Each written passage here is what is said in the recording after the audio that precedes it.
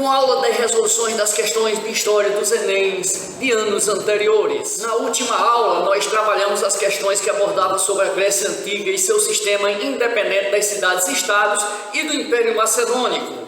Na aula de hoje, nós vamos abordar novamente a Grécia Antiga, só que dessa vez vamos trabalhar o termo cidadania, um termo que foi bastante difundido pelos gregos antigos. Tanto faz de Esparta como de Atenas, eles sempre trabalhavam com o termo cidadão. Destacamos aqui nessa aula a cidade de Esparta, que era militarizada, e Atenas, berço da democracia e da filosofia. Nessa aula serão abordadas 4 questões. 2 de 2014, uma de 2015 e outra de 2017, todas do caderno amarelo. Agora vamos às resoluções.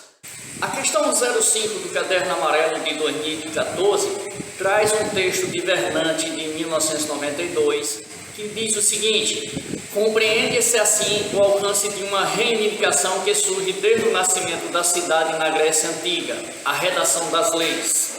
Ao escrevê-las, não se faz mais que assegurar-lhes permanência e fixidez. As leis tornam-se bem uma regra geral, suscetível de ser aplicada a todos da mesma maneira. O enunciado traz a seguinte questão: para o autor, a reivindicação atendida na Grécia Antiga, ainda vigente no mundo contemporâneo, buscava garantir o seguinte princípio. O texto diz que nós temos a redação das leis para se tornar uma regra geral e ser suscetível e aplicado de toda maneira, e que essas leis vão ser usadas no mundo contemporâneo. E aí temos 5 alternativas: a isonomia, a transparência, a tripartição, a equiparação e a elegibilidade. Esses 5 princípios, eles fazem parte da política contemporânea, mas eles faziam parte da política na Grécia Antiga. É isso que nós vamos verificar agora e saber que o único que tinha na Grécia Antiga e que está fazendo parte hoje é a resposta correta. Então vemos que o enunciado fala da redação das leis para se tornar uma regra geral na Grécia Antiga e que depois será copiada pelas sociedades modernas contemporâneas.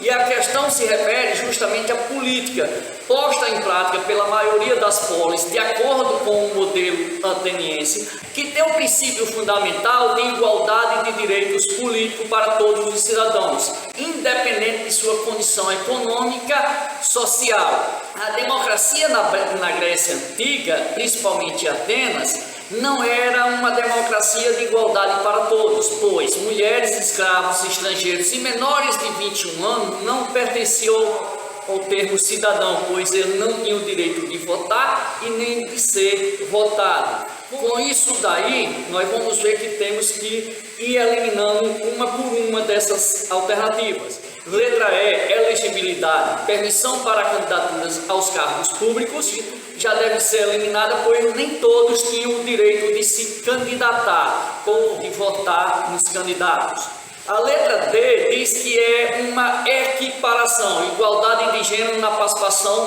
política. Lembramos que as mulheres não eram consideradas cidadãs. A tripartição, separação entre os poderes políticos e estatais, que está na letra C, também deve ser descartada, pois essa tripartição, ou seja, a separação do poder legislativo, do poder executivo e do poder judiciário só vai acontecer pós-Revolução Francesa.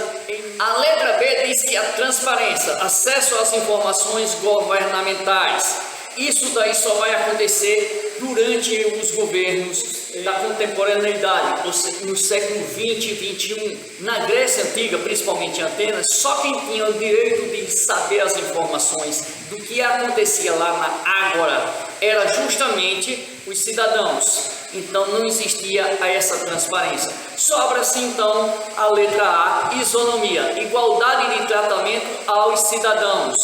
Correta, pois todas as leis vai tratar justamente dessa regra geral que é a isonomia, igualdade de tratamento a todos os cidadãos.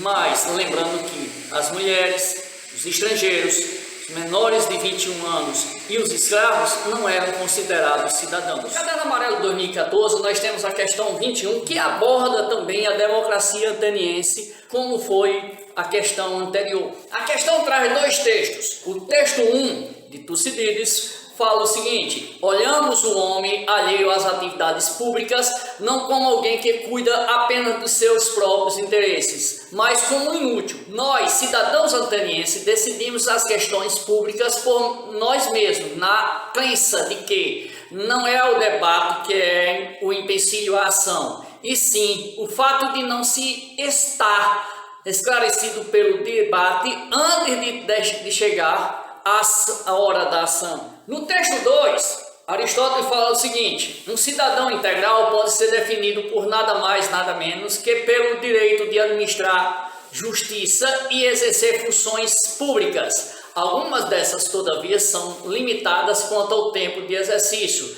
de tal modo que não podem, de forma alguma, ser exercidas duas vezes pela mesma pessoa, ou somente podem ser depois de certo intervalo de tempo prefixados. O enunciado da questão diz o seguinte: comparando os textos 1 e 2, tanto para Tucídides no século 5 a.C., quanto para Aristóteles no século 4 a.C., a cidadania era definida pelos. Ambos os textos retratam o assunto da cidadania democrática, ou seja, a partir da participação direta do cidadão acerca das decisões a serem tomadas. E esta democracia ocorria normalmente através da Assembleia de Cidadãos, que objetivava tomar suas decisões com base nas necessidades do conjunto de pessoas que participavam destas decisões. Destacamos aí no texto a palavra pública nos dois, mas também destacamos ainda no texto 1, que é descrito como inutilidade do cidadão, pois a ação de resolver democraticamente através dos debates é uma obrigação do cidadão, que deveria ser político para não ser considerado um inútil. No texto 2, já destacamos o termo cidadão integral, ou seja, um cidadão politicamente ativo na administração das funções públicas, inclusive da justiça, que deveria ser exercido pelo menos uma vez na vida pelos cidadãos. Como vemos a relação de coisa pública com o cidadão, nós entendemos que para haver uma relação entre participação do cidadão dentro da coisa pública, é necessário ter a política, é preciso fazer política. E como dito anteriormente, o conceito de cidadania na antiguidade era relacionado ao poder político vigente em uma sociedade. Já dentro da democracia contemporânea, você pode ser um cidadão desde que esteja em conformidade com a lei. Com isso daí, nós vamos ver que a única alternativa que tem algo falando sobre política é a alternativa C, participação política. Com isso, deveremos marcar essa questão e, consequentemente, estaremos marcando ela corretamente. No Caderno Amarelo 2015, nós temos a questão 23, que tem outro texto divergente. O texto fala o seguinte: o que implica o sistema da polis é uma extraordinária preeminência da palavra sobre todos os outros instrumentos do poder. A palavra constitui o debate contraditório, a discussão, a argumentação e a polêmica. Torna-se regra do jogo intelectual, assim como no jogo político. O enunciado pede o seguinte: na configuração política da democracia grega, em especial a ateniense, a ágora tinha por função, ou seja, o enunciado quer saber qual era a função da ágora dentro da polis ateniense. E aí nós temos que lembrar o seguinte: para os gregos antigos não existia um estado, e sim diversas cidades, polis. A polis significa cidade-estado, ou um pequeno território localizado geograficamente no ponto mais alto da região e cujas características eram equivalentes a uma cidade. Era constituída por um aglomerado urbano, abrangia toda a vida pública de um pequeno território e geralmente encontrava-se protegida por uma fortaleza. Sendo que o local na polis, onde se detinha um instrumento do poder e se obtinham as regras dos jogos intelectuais e políticos, era na ágora. A ágora é a praça principal das antigas cidades gregas, local onde se instalava o mercado e que muitas vezes servia para a realização das assembleias do povo, formando um recinto decorado com pórticos, estátuas, entre outros. Era também um centro religioso. Com esta pequena explicação que eu passei, nós vamos entender que para os gregos a ágora era a praça central da polis, o local em que os cidadãos se reuniam nos regimes democráticos, sobretudo o de Atenas. Este era o local em que a eclésia, ou assembleia dos cidadãos, se reunia para arbitrar sobre os temas de interesse da comunidade, o que era o exercício da democracia direta. Portanto, a alternativa correta é aquela que diz que constitui o local onde o corpo de cidadãos se reunia para deliberar sobre as questões da comunidade. Letra C. No caderno amarelo de 2017, nós vamos ter a questão 62, que fala sobre a Grécia Antiga. E tem dois textos. Solo é o primeiro nome grego que nos vem à mente quando terra e dívida são mencionadas juntos. Logo depois de 600 a.C., ele foi designado legislador em Atenas, com poderes sem precedentes, porque a exigência da redistribuição de terras e o cancelamento das dívidas não podiam continuar bloqueados pela oligarquia dos proprietários de terra por meio da força ou de pequenas coerções. No texto 2, temos a Lei das 12 Tábuas, se tornou um dos textos fundamentais do direito romano, uma das principais heranças romanas que chega até nós.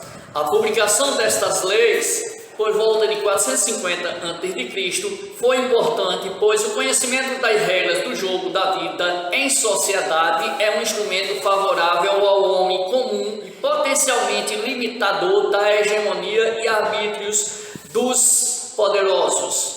O enunciado pede o seguinte: o ponto de convergência entre as realidades sociopolíticas indicadas no texto consiste na ideia de que aqui temos dois textos de épocas diferentes. O primeiro falando sobre o legislador ateniense Solo, que faz as leis para a redistribuição de terras e cancelamento das dívidas dos pequenos proprietários de terra, uma verdadeira reforma agrária que aconteceu lá em Atenas no século 6 a.C. O texto 2 fala da Lei das 12 Tábuas, que também está sendo abordado no Enem anteriores a 2017. Sempre é abordado sobre a Lei das 12 Tábuas, que nós vamos ver quando estivermos estudando sobre Roma. O texto se refere à construção do direito romano, base das leis contemporâneas, e fala sobre a regra do jogo para limitar a hegemonia e acabar com a arbitrariedade dos poderosos romanos. Ou seja, menciona a importância da Lei das 12 Tábuas na criação de leis escritas na República Romana, dificultando a manutenção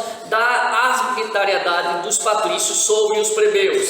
Sendo então o ponto de convergência, ou seja, o ponto de ligação entre os dois textos é o seguinte: é a criação de normas coletivas, tanto no texto 1 como no texto 2, para que as desigualdades diminuíssem. Portanto, a alternativa correspondente ao enunciado é a letra E, ou seja, a criação de normas coletivas que vai diminuir esse tratamento desigual que tinha entre a população dos ateniense e principalmente entre os patrícios e os plebeus na Roma Antiga. Bom, galera, nessa aula falamos sobre a democracia na Grécia Antiga. Espero que tenham gostado da aula, pois na próxima aula nós vamos falar sobre outra civilização da Antiguidade, o Império Romano. Vou necessitar que vocês dêem o seu joinha e aperta aqui esse likezinho aqui de lado e que também se inscrevam e possam divulgar o nosso canal, pois só assim teremos mais aulas com resoluções das questões e com isso vocês vão poder resolver qualquer questão que seja parecida com as que nós estamos abordando aqui. Fazendo isso na certeza e na torcida que vocês possam gabaritar as questões do Enem deste ano. Agora fiquem com Deus e tenham bons estudos e até a próxima.